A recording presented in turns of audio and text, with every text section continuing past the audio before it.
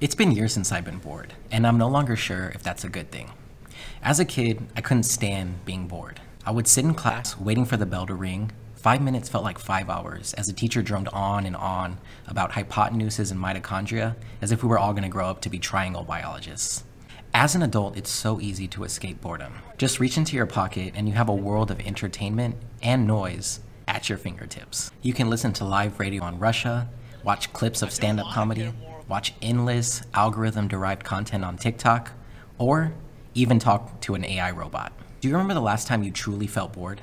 Chances are it was a long time ago, in simpler times than today. Which is a shame because boredom is the fertile soil where your unique thoughts, ideas, and creativity can grow. Recently, I began working on living a more creative life with inspiration from Rick Rubin's newest book, The Creative Act, A Way of Being.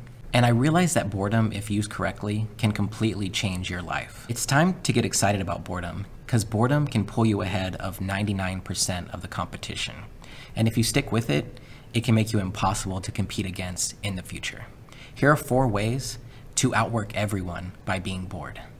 Number 1, eliminate all the noise so you can hear your own voice. Here's the thing. You have your own unique voice. Somewhere along the line, we all decided to fill up every waking moment of our downtime with audiobooks and YouTube videos, giving ourselves no quiet. But if you allow quiet spaces in your life, your own inner voice emerges. I experienced this very deeply over the past few weeks. To prepare for this video, I went on a digital detox.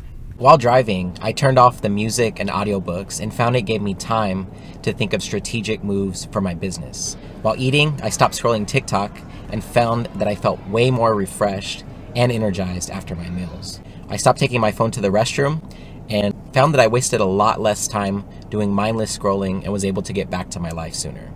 Inspired by my friend Nick Lapp, I even stopped listening to music while working out and had some of the best, most focused workouts of my life. In that silence, I found something I had been drowning out for a long time, my voice. And I realized that each of us has 2 options.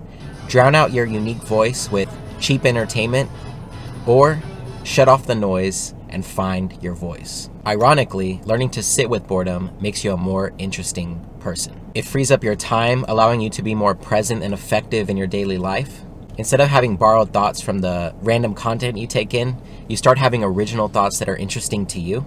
This leads to less anxiety and more joy because a lot of marketing is based on making you feel like you're not good enough. Your attention span increases, so you're a better listener and you're more able to catch things that others miss. And finally, since you have more interesting things to say, you grow in influence and you start meeting other cool people like you. The inner voice can solve problems for you that no audiobook or podcast ever could. Which leads me to my next point. Number 2, learn to daydream again. Boredom has a purpose. It pushes you to look inward and find a new, exciting course of action. And this often comes in the form of daydreaming. If you take the road less traveled by and choose to not drown out boredom with mindless entertainment, you are rewarded with creativity. In one study, a group of participants was given a boring task to do, reading a phone book for 15 minutes, and then given a creative test. The control group was not given any boring task and went straight to the creative test. What they found was that the people who did the boring task first were more creative and productive at creative tasks.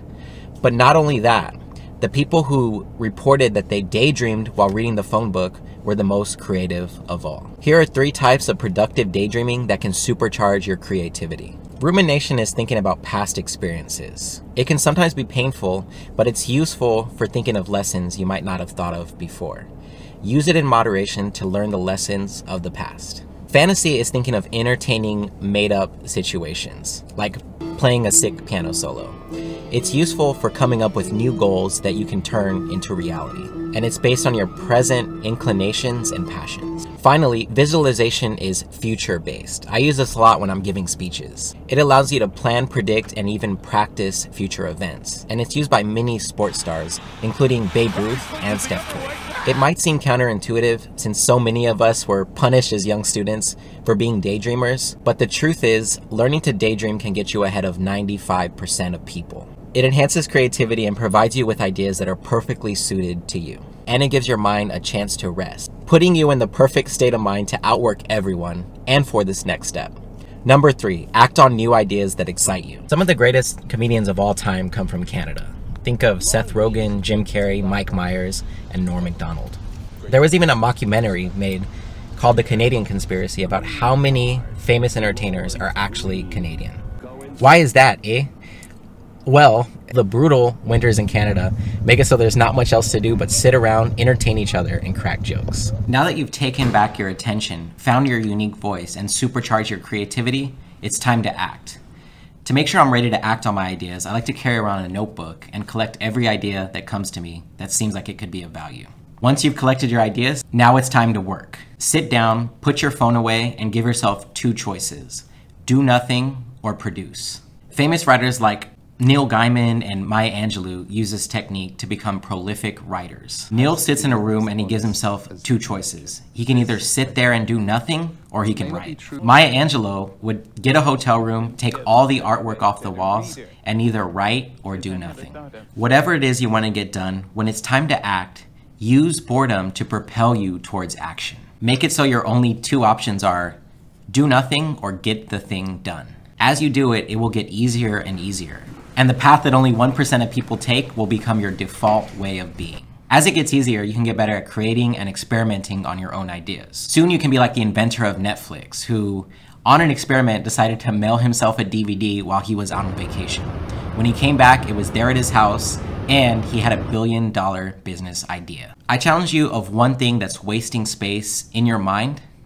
Commit to putting it to your calendar, and then for that period of time, either do nothing or get it done. This leads me to my final point, which will make you impossible to beat. 4, create a signature style and voice. What do Rick Rubin and Joe Rogan have in common? They're both proponents of the idea of self-competition. Rick Rubin says art is about the maker. Its aim to be an expression of who we are. That makes competition absurd. That may be so, but Google the words best music producer of all time, and the name on top will say Rick Rubin. You crazy for this one, Rick. When you create from a place of expressing what's most true about you, nobody can outcompete you. Because nobody can outdo you at being you. Just like nobody can outdo Rick Rubin at being Rick Rubin or Joe Rogan at being Joe Rogan. The best brands are built on something that's unique. And what's more unique than you?